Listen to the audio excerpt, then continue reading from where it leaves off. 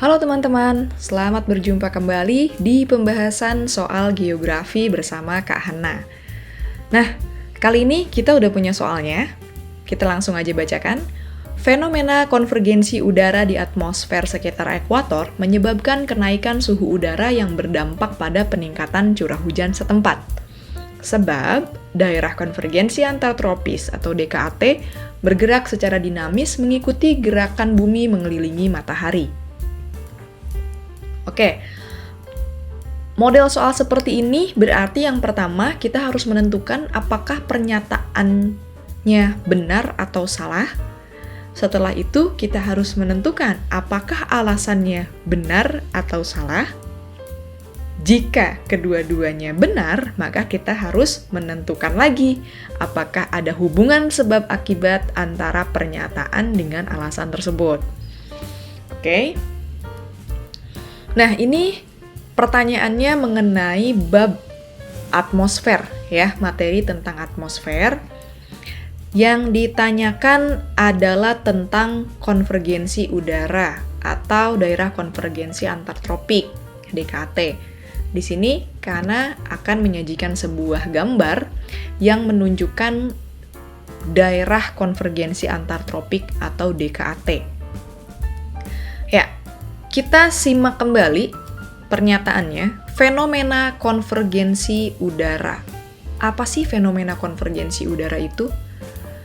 Konvergensi udara artinya pertemuan massa udara. Oke, ada massa udara yang datang dari utara dan ada massa udara yang datang dari selatan. Kedua massa udara ini bertemu di sebuah tempat. Di mana tempatnya? Yaitu di sekitar ekuator. Sehingga wilayah pertemuan dua massa udara ini atau wilayah konvergensi udara ini kita sebut sebagai DKAT, daerah konvergensi antar tropik, atau ITCZ, Intertropical Convergence Zone. Gitu.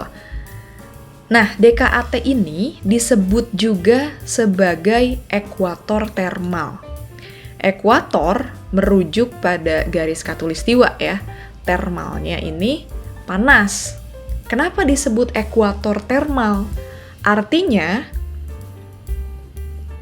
wilayah DKAT ini memiliki suhu yang lebih tinggi dibandingkan wilayah lain di sekitarnya.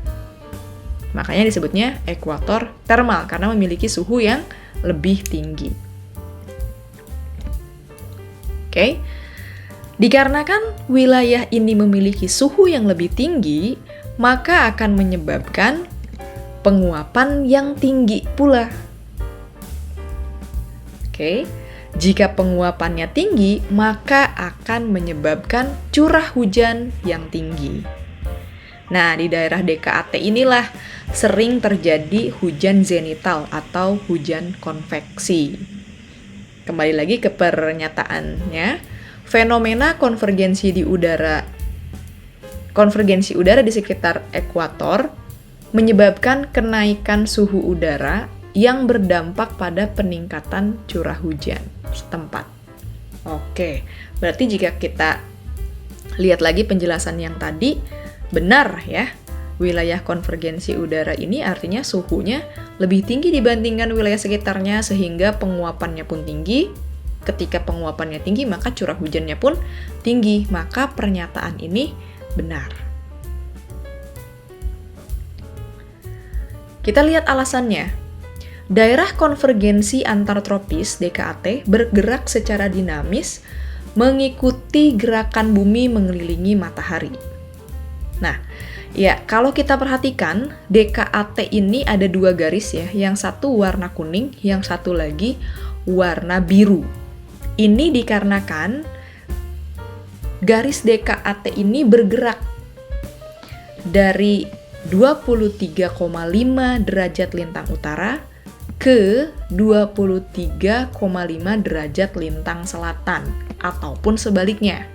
Ya, jadi dia bergerak di sekitar lintang-lintang ini, dan ini terjadinya setiap 14 hari. Gitu. Jadi kalau kita lihat di sini keterangannya, garis kuning itu berarti bulan Juni, Juli, dan Agustus ya. Dan garis biru ini di bulan Desember, Januari, dan Februari. Ini berubah setiap 14 hari. Kenapa bisa berubah? Dikarenakan adanya gerak semu tahunan matahari. Artinya dikarenakan revolusi bumi. Revolusi bumi adalah gerakan bumi mengelilingi matahari. Gitu. Ya, gerakan bumi mengelilingi matahari yang pergerakannya itu tahunan. Gitu kan? Kalau gerak rotasi bumi itu kan pergerakannya harian ya, terjadinya siang dan malam. Seperti itu. Kalau gerak semu tahunan berarti revolusi bumi. Maka jika kita lihat dari penjelasan ini, daerah konvergensi antar tropis DKAT bergerak secara dinamis mengikuti gerakan bumi mengelilingi matahari. Ini juga benar. Gitu ya. Jadi pernyataannya benar, alasannya juga benar.